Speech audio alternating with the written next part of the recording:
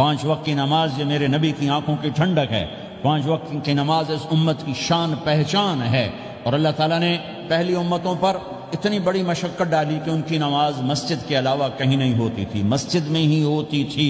ہمارے لیے کتنی آسانی کر دی، جاب میں ہے مصلی بچھا نماز پڑھو، چلو مصلی بھی کوئی نہیں، زمین دیکھ اس پر کوئی گندگی تو کوئی نہیں ہے، بس زمین بھی تیرے لیے پاک ہے، چل نماز پڑھا۔ اور آسانی کر دی، پانی کوئی نہیں ہے، کوئی بات نہیں، مٹی میں ہاتھ مار، منہ پہ مل، پھر ایک ہاتھ مار، یوں کر، چل نماز پڑھ، میں تیری قبول کروں گا۔ یہ کسی امت کے ساتھ یہ نہیں ہوا، انہیں وضو ہی کرنا تھا چاہے پانی 50 میل پر موجود ہو۔ اور ہمارے لیے پانی کوئی نہیں ہے، چلو تیمم، مٹی میں ہاتھ ہمارا یوں کیا، پھر ہاتھ ہمارا ایک یوں کیا، ایک یوں کیا، چل بھائی اللہ اکبر قبول۔ عمار بن یاسر رضی اللہ تعالیٰ عنہ سفر میں تھے، ان کو نہانے کی ضرورت ہو گئی، نائٹ فال ہو گیا، تو انہوں نے سوچا کہ ویسے تو آدمی کو وضو کی ضرورت ہوتی ہے تو خالی منہ پہ ہاتھ مارا اور یوں کونیوں تک، لیکن مجھے تو غسل کی ضرورت ہے، تو خالی اس سے تو کافی نہیں ہوگا۔ تو انہوں نے کپڑے اتارے، اکیلے تھے، ریت کے اوپر کبھی یوں لیٹے، کبھی یوں لیٹے، کبھی یوں لیٹے، 3-4 دفعہ یوں یوں اور یوں رول ہوتے ہوتے پھر انہوں نے نماز پڑھی۔ آئے اللہ کے نبی کی بارگاہ میں، یا رسول اللہ مجھے رات کو نہانے کی ضرورت پڑ گئی، تو میں نے کہا وضو کے لیے تو خالی یہ 2 دفعہ کرنا کافی ہے، تو یہ تو نہانا تھا، تو میں تو ریت میں خوب رول ہوتا رہا۔ میرے نبی نے انما یکفیک ضربتان، ارے سیدھے بندے عمار، اس کے لیے بھی اتنا ہی کافی تھا کہ تو یوں کرتا اور یوں کرتا اور تو پاک ہو جاتا۔ اللہ نے اس نبی کے طفیل، اس محبوب مصطفیٰ صلی اللہ علیہ وسلم کے طفیل، اللہ نے کیا کیا سہولتیں اور آسانیاں ہمیں عطا فرمائیں۔ پھر نماز 4 کی 2 رکعت کر دی کہ بھئی تم مسافر ہو 2 پڑھو، روزے میں سفر میں روزہ معاف کر دیا، بعد میں رکھ لینا، بعد میں رکھ لینا، قضا کرنے کا حکم، بالکل چھوڑنے کا نہیں۔ اور کہا کہ بھائی مریض ہو چھوڑ دو، مسافر ہو چھوڑ دو، اور نماز 2 رکعت کر دو، سنتیں چھوڑ دو۔ ابن عمر رضی اللہ تعالیٰ عنہ بیٹھے تھے تو انہوں نے 2 رکعت پڑھ کے بیٹھ گئے، تو ان کے خادم نے کہا سنتیں نفل نہیں پڑھو گے؟ کہا اگر پڑھنا تو 4 فرض پڑھتا میں، میرے اللہ نے معافی دے دی تو میں کیوں پڑھوں؟ میرے نبی نے سفر میں سنتیں نہیں پڑھی کبھی، اپنی امت کو سہولت دینے، فجر کی سنتیں 2 پڑھتے تھے، اس کے علاوہ سنتیں نہیں پڑھی تاکہ میری امت کو سہولت ہو، آسانی ہو۔ ایک دفعہ بارش ہو رہی تھی اور کوئی جگہ نہیں تھی نماز پڑھنے کے لیے، تو آپ نے اپنی اونٹنی کو آگے کیا اور اس پر بیٹھ گئے، بیٹھے ہی تھے، پیچھے صحابہ نے اونٹنیوں پر ہی صفیں بنائیں، اور یہ نماز اونٹنی پہ بیٹھ کر ادا کی گئی۔ بارش کے اندر نماز اونٹنی کے اوپر نماز بھی ہو گئی، رکوع بھی ہو گیا، سجدہ بھی ہو گیا، سلام بھی ہو گیا۔ پہلی امتوں کے لیے نہیں تھا، سجدہ ہی کرنا پڑے گا۔ یہ اللہ کے محبوب مصطفیٰ صلی اللہ تعالی علیہ وسلم کی طفیل، میرے اللہ نے ہم پہ فضل و احسان کیا، تو میرے نبی کی زندگی میں عبادات میں نماز سب سے اعلیٰ نظر آتی ہے، سب سے نمایاں نظر آتی ہے۔ اور پھر بازار میں، گھر میں، دفتر میں، ماحول میں میرے نبی کے اخلاق، یہ زندگی کا دوسرا روشن پہلو ہے۔ میرے نبی کی ساری زندگی 2 لفظوں میں آتی ہے، عبادت اخلاق، عبادت اخلاق، یا 2 اور لفظ، حقوق اللہ حقوق العباد، حقوق اللہ حقوق العباد۔ حقوق اللہ میں نماز سب سے اعلیٰ، اور حقوق العباد میں لوگوں کی برداشت کرنا، لوگوں سے درگزر کرنا، معاف کرنا، جھوٹ سے بچنا، دھوکے سے بچنا۔ میرے نبی سے پوچھا گیا یا رسول اللہ مسلمان کنجوس ہو سکتا ہے؟ ہم نے کہا ہو سکتا ہے۔ یا رسول اللہ مسلمان کمزور ہو سکتا ہے، بزدل ہو سکتا ہے، ڈرپوک ہو سکتا ہے؟ آپ نے کہا ہو سکتا ہے۔ یا رسول اللہ مسلمان جھوٹ بول سکتا ہے؟ آپ نے کہا نہیں، جھوٹ نہیں بول سکتا، جھوٹ نہیں بول سکتا۔ ہاں، الا لعنت اللہ علی الکاذبین، جھوٹوں پہ اللہ کی لعنت۔ اس لعنت کے ساتھ 400 پاؤنڈ بچا لیے، 4000 بچا لیے، 4 ملین بچا لیے، 4 بلین بچا لیے، 4 ٹریلین بچا لیے، ساری دنیا کو بچا لیا، اور اوپر اللہ کی لعنت پڑی تو اللہ کی قسم گھاٹے کا سودا ہے۔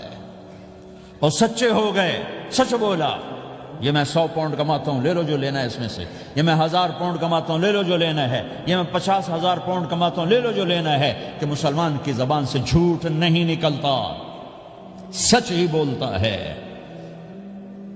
آپ تشریف لے جا رہے ہیں، ایک آواز ہے یا رسول اللہ، آپ نے یوں دیکھا، کوئی نظر نہیں آیا، پھر آواز ہے یا رسول اللہ، تو آپ نے دیکھا کہ ہرنی ڈیر چھوٹی وہ کھڑی ہوئی، رسی میں بندھی، تو آپ نے کہا کیا ہوا؟ کہا جی آپ کا صحابی مجھے پکڑ کے لایا ہے، میرے چھوٹے چھوٹے بچے بھوک سے رو رہے ہوں گے، آپ مجھے چھوڑ دیں، میں بچوں کو دودھ پلا کے واپس آ جاتا، مجھے پتا ہے میرے اللہ کی تقدیر میرے بارے میں کیا ہے۔ تو آپ نے کہا اگر تو واپس نہ آئی تو پھر تو اس نے کہا مجھے اللہ جہنم میں ڈال دے۔ آپ نے اس کی رسی کھول دی، خود وہیں بیٹھ گئے۔ اس نے دوڑ لگائی اور پہاڑوں میں گم ہو گئی۔ تھوڑی دیر کے بعد وہ دوڑتی ہوئی آئی اور آ کے سر یا رسول اللہ میں حاضر ہو گیا۔ تو آپ نے اس کو باندھ کے وہیں آپ بیٹھ گئے نہیں۔ دیر کے بعد وہ صحابی آئے جنہوں نے اس کو شکار کیا تھا، پکڑا تھا، تو کہنے لگے، ان کا یا رسول اللہ آپ یہاں کیسے؟ کہ میں ایک درخواست لے کر آیا ہوں۔ کہ کیا؟ کہ یہ ہرنی مجھے ہدیہ کر دو۔ کہ یا رسول اللہ سب کچھ آپ کا ہے، یعنی بس یہ ہدیہ کر دو۔ یا رسول اللہ حاضر۔ تو آپ نے اس کو لے کر رسی اس کی گردن سے نکالی کہ جا بچی اپنے بچوں کے پاس جا کے خوشی منا، سچ نجات دیتا ہے اور جھوٹ ہلاک کرتا ہے۔ ایک ہرنی جان کی بازی کھیل گئی سچ بولنے کے لیے، تم چند پونڈوں پہ جھوٹ بولتے ہو، ایمان کو برباد کر کے رکھ دیتے ہو۔ مسلمان جھوٹ نہیں بولتا، مسلمان دھوکہ نہیں دیتا، مسلمان کی زبان سے سخت بول نہیں نکلتا، کسی کو بے عزت نہیں کرتا، کسی کو کی بے کامی نہیں کرتا، کسی کا دل نہیں توڑتا، کسی کو ذلیل نہیں کرتا، خود سہتا ہے، اوروں کو خوشیاں دیتا ہے، خود دکھ سہتا ہے، اوروں کو راحت دیتا ہے، خود تکلیف سہتا ہے۔ یہ میرے نبی کے اخلاق ہیں، یہ میرے نبی کی زندگی ہے، اور یہ اسلام کا سب سے بڑا چیپٹر ہے اور سب سے مشکل چیپٹر ہے۔ جب میرے نبی نے لمبی نمازیں پڑھی تو اللہ نے روک دیا کہ میرے حبیب ما انزلنا علیک القرآن لتشقى، اتنی لمبی نماز نہ پڑھ کے تو تھک جائے۔ میرے نبی نے تبلیغ میں زور دکھایا تو اللہ نے روک دیا، فلتذهب نفسك علیہم حسرات، میرے نبی اتنا غم نہ کر کے آپ خود ہی آہیں بھرتے بھرتے آپ مر جائیں۔ میرے نبی نے مال سارا خرچ کیا، اللہ نے اس سے بھی روک دیا، ولا تبسطها كل البسط فتقعد ملوما محسورا، اتنا خرچ نہ کریں کہ آپ خود پھر دکھی ہو کے بیٹھ جائیں۔ خرچ کرنا بہت بڑا عمل، تبلیغ سب سے سارے عملوں کا سردار عمل۔ تبلیغ سے بڑا کوئی کام ہوتا تو اللہ نبیوں کو دیتا، اگر تبلیغ سے بڑھ کر کوئی کام ہوتا تو اللہ نبیوں کو دیتا، گشت سے بڑھ کر کوئی محنت ہوتی تو اللہ نبیوں کو دیتا۔ 950 سال نوح علیہ السلام گشتی کر رہے ہیں، اور اللہ کی مان لو، اللہ کی مان لو، اتنا عظیم عمل کا میرے نبی درمیانہ نماز سب سے بڑی عبادت، میرے نبی درمیانہ کام۔ لیکن جب میرے نبی نے اخلاق اچھے کیے، دشمن کو معاف کرنا، تو ایک آدمی آپ سوئے ہوئے تھے، آپ کی تلوار لٹکی تھی، ایک آدمی آیا، اس نے آپ کی تلوار اتاری اور یوں ہماری پسلی میں، آپ اٹھ کے بیٹھ گئے۔ اب وہ قتل کے ارادے کے لیے آ چکا ہے اور تلوار یہاں ہے، کہتا من یمنعک منی، اب بول تمہیں کون بچائے گا؟ تو آپ نے مسکراتے ہوئے کہا اللہ، تو اس کے ہاتھ سے تلوار گر پڑی، تو آپ نے اٹھا لی، آپ نے یوں سیدھی کی، اب تو بچا، تجھے کون بچائے گا؟ وہ کہنے لگا مجھے تو ہی بچائے گا۔ وہ تو اللہ کو جانتا نہیں تھا، کہ بابا مجھے تو ہی بچائے گا۔ تو آپ کہتے ہیں اس کا سر اڑا دو، یہ نبی کو قتل کرنے آیا ہے۔ میرے نبی نے فرمایا کلمہ پڑھتے ہو؟ کہ نہیں پڑھتا۔ کہ جاؤ معاف کیا۔ یہ میرے نبی کے اخلاق ہیں۔ 20 سال جنہوں نے قتل کے منصوبے بنائے، قتل کے منصوبے، مکہ والے، جب آپ مکہ میں فاتحانہ داخل ہوئے، ابو سفیان سب سے زیادہ آپ کو دکھ پہنچانے والوں میں پیش تو آپ نے ابو سفیان کو عزت دی۔ جو ابو سفیان کے گھر میں داخل ہوگا اس کو کچھ نہیں کہا جائے گا۔ آپ تو ابو سفیان کو بلا کے سولی پہ لٹکاتے، اور آپ کہہ رہے ہیں جو ابو سفیان کے گھر میں جائے گا اسے کچھ نہیں کہا جائے گا، جو بیت اللہ میں ہوگا اسے کچھ نہیں کہا جائے گا۔ سارا مکہ سامنے، آپ یوں بیت اللہ کا دروازے پر یوں دونوں ہاتھ ایسے ٹکا کے کھڑے تھے، پھر آپ نے کہا میں کیا کروں گا اب تمہارے ساتھ؟ تو سہیل بن عمر نے کہا آپ کریم ہیں، کریم کے بیٹے ہیں، تو آپ نے کہا جاؤ میں نے معاف کیا۔ یہ اخلاق آج مٹ چکے ہیں، مردوں سے، عورتوں سے، علم والوں سے، خانقاہ والوں سے، تبلیغ والوں سے، سب زیرو ہوئے پڑے ہیں۔ جب تک یہ اخلاق زندہ نہیں ہوتے اسلامی زندگی قائم نہیں ہو سکتی، اسلامی معاشرت قائم نہیں ہو سکتی، اور دین دو چیزوں سے آگے پھیلتا ہے، ایک دعوت اور ایک اخلاق۔ دعوت اور اخلاق، دعوت نہیں ہوگی تو اخلاق وہیں پڑے رہ جائیں گے، اخلاق نہیں ہوں گے تو دعوت کوئی قبول نہیں کرے گا۔ میرے نبی نے کتنے معجزے دکھائے مکے میں، نہیں کلمہ پڑھا۔ بدر میں ان کے 70 مارے گئے، فرشتوں کو دیکھا، جبریل کے گھوڑے کی آواز سنی، کلمہ نہیں پڑھا۔ خندق میں شکست ہوئی، کلمہ نہیں پڑھا۔ پانی نکلتے دیکھا انگلیوں سے، کلمہ نہیں پڑھا۔ ایک بکرے کا ایک بازو پکایا، ایک بازو بکرے کا، ایک اگلا جو بازو تھا، اور 40 آدمیوں نے کھانا کھایا اور ایک بوٹی کم نہیں ہوئی، کلمہ نہیں پڑھا۔ لیکن جب میرے نبی نے کہا جاؤ معاف کیا تو سارے ہی کلمہ پڑ گئے کہ واقعہ یہ اخلاق نبی کے ہو سکتے۔ حنین کی جنگ میں جب بھاگے لوگ، شکست ہوئی، تو ایک صحابی کا بھاگتے ہوئے پاؤں ہمارے نبی کا پاؤں پر آیا، اور جوتا سخت تھا، تو آپ نے کہا اوجعتنی، اور آپ کے ہاتھ میں چھڑی تھی، آپ نے اس کو یوں ماری تو اوجعتنی، ارے تو نے مجھے کتنا زیادہ درد پہنچایا، دکھ پہنچایا۔ وہ بیچارے پگھل کے رہ گئے اور پریشان ہو گئے، اور فرماتے ہیں سارا دن میں پریشان، ساری رات پریشان کہ اللہ کے نبی کو میں نے تکلیف پہنچائی، اب میرا کیا بنے گا۔ اگلا دن ہوا تو اعلان ہو رہا تھا بھائی جس کا پاؤں نبی کے پاؤں پہ آیا تھا اس کو اللہ کے نبی بلا رہے ہیں۔ تو صحابی کہنے لگے میں نے سمجھا بس اب میری تو دنیا بھی گئی اور آخرت بھی گئی، اب میرے اوپر کیس بنے گا اور مجھے ڈانٹ ڈپٹ بھی ہوگی، میرا کتنا بڑا گھاٹا نقصان ہوگا۔ یہ حاضر ہوئے ڈرتے ڈرتے، تو آپ نے فرمایا میرے بھائی کل میں نے تمہیں چھڑی ماری تھی، وہ مجھے معاف کر دینا، اور یہ 80 اونٹ تمہیں ہدیہ دیتا ہوں، 80 کیملز یعنی 80 پراڈو، 80 رینج روور کا یہ میری طرف سے تمہیں ہدیہ ہے۔ وہ حیران پریشان، یہ میرے نبی کے اخلاق ہیں، یہ میرے نبی کے اخلاق ہیں۔ کانٹے بچھانے والی نے 4 دن آنا چھوڑ دیا، بیمار ہو گئی تھی، تو ہم نے کیا بات ہے، وہ ہمارے راستے میں اب کانٹے کوئی نہیں ہے، کہا جی وہ بیمار پڑی ہے جو کانٹے بچھاتے تھے، تو آپ اس کے گھر چلے گئے، ماں جی خیریت تو ہے، آپ ٹھیک تو ہیں؟ کہا بیٹا مجھے کلمہ پڑھا دے، بس تیرے اخلاق نے مجھے فتح کر لیا ہے۔ میرے بھائیوں یہ چیپٹر بھول چکے ہیں، بھول چکے ہیں، بھول چکے ہیں۔ جب تک یہ چیپٹر زندہ نہیں ہوگا زندگی اسلامی نہیں بنے گی، معاشرہ اسلامی نہیں بنے گا، اور آگے قوموں کے لیے اسلام کا دروازہ نہیں کھلے گا۔ ہمیں معاف کرنا آتا ہو، ہمیں گالی دینے والے کو دعا دینا آتا ہو، غیبت کرنے والے کی تعریف آتی ہو، اور غیبت کرنے سے، غیبت سننے سے اپنے آپ کو ایسے بچاؤ جیسے زہر سے بچاتے ہو، اسے آگ سے بچاتے ہو۔ ایک دوسرے کو نفرت کا بول نہ بولو ورنہ ساری زندگی تباہ و برباد ہو جائے گی۔ میرے رب کی قسم، میرے نبی نے کہا ایک زبان کا بول انسان بولتا ہے اور جہنم کی گہرائیوں میں گر جاتا ہے، اور ایک زبان کا بول انسان بولتا ہے اور جنت کے درجات پر چڑھ جاتا ہے۔ یہ زبان بہت طاقتور چیز ہے، میں ہر بیان میں اس کو دہرا رہا ہوں کہ جتنا یہ عمل ختم ہو چکا ہے اتنا کوئی عمل بھی نہیں ختم ہوا ہے۔ اور ایک صحابی ہیں ابو دجانہ۔ کون ابو دجانہ؟ السابقون الاولون من المہاجرین والانصار، اس میں پہلی صف کے صحابہ۔ کون ابو دجانہ؟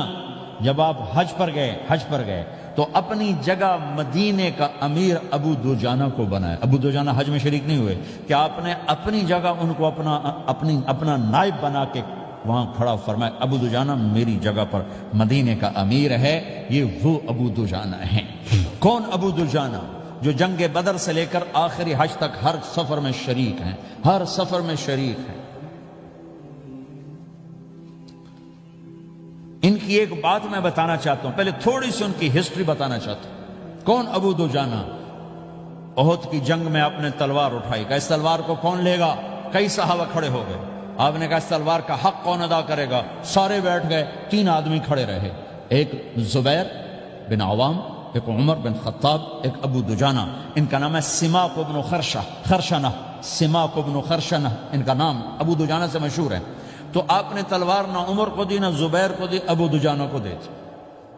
تو عمر رضی اللہ عنہ نے تو محسوس نہیں کیا، حضرت زبیر نے محسوس کیا کہ اس کو کیوں دی، مجھے کیوں نہیں دی؟ میں مہاجرین میں سے ہوں، میں پھوپھی کا بیٹا ہوں، میں اس سے دلیری میں کم نہیں ہوں۔ بلکہ حضرت زبیر کی دلیری کی تو دھک تھی، جدھر سلوار چلتی تھی کاٹتی چلی جاتی تھی، کہنے کہ میں دیکھوں گا یہ کیا کرتا ہے۔ تو ابو دجانہ کے پیچھے پیچھے زبیر ہو لیے۔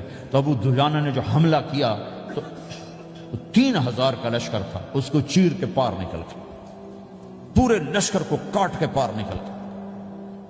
اور آگے عورتیں کھڑی تھیں جو مکے کے لشکر کو تیار کر رہی تھیں۔ نحن بنات طارقی نمشی علی النمارقی مشی القتل بوارقی المسک فی المخالقی المسک فی المفارقی والذر فی المخالقی ان تقبلوا نعانقی وتدبروا نفارقی فراق غیر وامقی۔ یہ گانا گا رہی تھی اور ان کو تیار کر رہی تھیں۔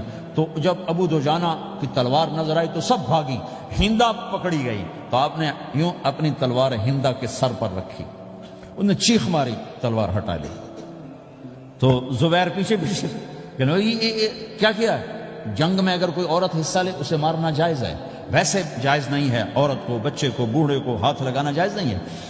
تو انہوں نے کہا تلوار کیوں نہیں چلائی؟ کہا میرے محبوب کی تلوار ہے، عورت کے خون سے رنگین کر کے اس کی شان نہیں گھٹانا چاہتا، یہ میرے نبی کی تلوار۔ پھر واپس ہوئے، پھر اٹیک کیا اور پھر مجمع کو چیر دیا۔ سامنے ایک آدمی آ رہا تھا ہاتھی کی طرح، اتنا لمبا موٹا تازہ، تو زبیر کہنے لگے میرے جی میں آیا کبھی اس کی ٹکر ہونا پھر میں دیکھوں ابو دجانہ کیا چیز ہے۔ تو اللہ کا کرنا ایسا ہوا، ابو دجانہ دونوں آمنے سامنے ہو گئے۔ تو وہ ایسے شاہ سوار تھے کہ دونوں طرف کے لشکر ذرا تھم گئے اور وہ دونوں بھڑ گئے۔ ابو دجانہ کے اپنے جوہر، اس پہلوان کے اپنے جوہر، غبار اٹھا، مٹی اٹھی، اور اس کی اپنی طاقت، ان کی اپنی طاقت، انہوں نے ابو دجانہ کو اس نے زخمی کر دیا۔ ابو دجانہ نے جو جوش میں آ کے ماری تلوار، اس کو لگی یہاں، تو اتنی طاقت سے لگی کہ اس کے نیچے اتر کر 2 ٹکڑوں میں تقسیم کر دی۔ یوں ماری تو ایک حصہ ادھر، ایک حصہ، پھر یوں دیکھا اور اپنے چہرے سے لوہے کی ٹوپی اتاری، وما ترى انا ابو دجانہ، کیا دیکھ رہے ہو؟ میں ہوں ابو دجانہ، تلوار صحیح لی ہے میں نے، غلط نہیں لی۔ یہ ابو دجانہ ہیں۔ اور جب شکست ہو گئی احد کی جنگ میں، اور پھر 10-12 آدمی نے آپ کو گھیرے میں لیا ہوا تھا، ان میں ایک ابو بکر تھے، عمر تھے، علی تھے، طلحہ تھے، زبیر تھے، سعد بن ابی وقاص تھے، اور سہل بن حنیف تھے، عبادہ قتادہ بن نعمان تھے، اور ابو دجانہ تھے رضی اللہ تعالی عنہم۔ ان میں سے ایک ابو دجانہ بھی تھے، اور یمامہ کی جنگ میں ابو دجانہ شہید ہوئے، یمامہ کی جنگ میں شہید ہوئے۔ یہ ابو دجانہ کی تھوڑی سی سیرت آپ کے سامنے آئی ہے۔ اس کے بعد اب آپ ان کے قول کو سنو تاکہ اس کا وزن آپ کے سامنے آئے۔ یہ بدر کے شریک ہیں، اللہ کے نبی نے کہا بدر کا صحابی جو مرضی کرے بخشا گیا۔ یہ صلح حدیبیہ کے شریک ہیں، اللہ نے قرآن میں کہا لقد رضی اللہ، میں ان سے راضی ہو گیا۔ یہ صحابی ہیں، اللہ نے کہا کلا وعد اللہ الحسنی، اے میرا نبی تیرے ہر صحابی کے لیے جنت کا وعدہ ہے۔ اور اب یہ کیا کہتے ہیں؟ یہ کیا کہتے ہیں لوگو؟ ان ارجع عملی عند، لوگو میرے پاس، ابو دجانہ میرے پاس بخشش کا سب سے بڑا عمل جانتے ہو کیا ہے؟ بدر نہیں، احد نہیں، حدیبیہ نہیں، خندق نہیں، خیبر نہیں، فتح مکہ نہیں، آخری حج نہیں۔ کیا ہے؟ کیا ہے لوگو؟ ان ارجع عملی عندی، میرے پاس آخرت میں بخشش کا سب سے بڑا عمل بس ایک ہے کہ ما آذیت احدا بلسانی، میں نے اپنی زبان سے کبھی کسی کو دکھ نہیں پہنچایا۔ ولا اجد فی قلبی غلا لاحد، اور میرے دل میں کسی کے لیے بغض کوئی نہیں ہے، بس یہ میری بخشش کا عمل ہے۔ تو بھائیو، نبی کے اخلاق میں 2 چیزیں لے لو، ایک زبان سے کسی کو دکھ نہ دو، ایک دل میں کسی کا بغض نہ رکھو۔ اللہ کی قسم بغیر حساب کتاب کے جنت میں جاؤ گے۔ بڑے بڑے جنید بغدادی اور بڑے بڑے معرفت والے تمہیں دیکھتے رہ جائیں گے، تمہاری رفتار اتنی تیز ہوگی کہ تمہیں وہی پکڑ سکے گا جس کا یہ 2 عمل تم سے زیادہ اچھا ہوگا۔ جس روڈ پہ رش ہوتا آپ وہاں سے گاڑی ہٹا لیتے ہو، ادھر نہیں ادھر رش ہے، وہ سائن وغیرہ آپ کو آ جاتے ہیں کہ ادھر بلاک ہے، ادھر نہیں جانا، ادھر جانا ہے۔ تو جہاں روڈ پہ رش ہوتا ہے تو قیمتی سے قیمتی گاڑی کی رفتار بھی آہستہ ہو جاتی ہے، اور جہاں روڈ خالی ہوتا ہے تو پرانی گاڑی بھی بھاگے جا رہی ہوتی ہے۔ ہمارے یہاں پرانی گاڑی ہوتی ہے نا، پرانی بسوں کے پیچھے لکھا ہوتا ہے نہ انجن کی خوبی نہ ڈرائیور کا کمال، خدا کے سہارے چلی جا رہی ہے۔ اور جس کے پاس ایسی گاڑی ہو، نہ انجن کی خوبی نہ ڈرائیور کا کمال، تو اگر اس کو روڈ خالی مل جائے تو وہ تو مرسیڈیز والے سے پہلے پہنچے گا، رینج روور والے سے پہلے پہنچے گا، بینٹلی والے سے پہلے پہنچے گا، روز رائز والے سے پہلے پہنچے گا، جو وہ تو پھنسی کھڑی اور اس کا روڈ ہی خالی ہے۔ تو میرے بھائیو، یہ میں ایک مثال دیتا ہوں، عبادات کی روڈ پہ بہت رش ہے، نمازی بے شمار ہیں، روزے دار بے شمار ہیں، عمرے والے بے شمار ہیں، حج والے بے شمار ہیں، اور تہجد گزار بے شمار ہیں، علماء بے شمار ہیں، حافظ بے شمار ہیں، ذکر والے بے شمار ہیں، بہت رش ہے، تبلیغ والے بے شمار ہیں، لیکن جو اخلاق والا روڈ ہے نا، یہ خالی پڑا ہے۔ اس پہ موٹر زوکی پہ چڑھ کے آ جاؤ تو سب سے آگے نکل جاؤ، سائیکل پہ چڑھ کے آ جاؤ تو سب سے آگے نکل جاؤ، کہ روڈ ہی خالی ہے، اخلاق کا روڈ خالی ہے۔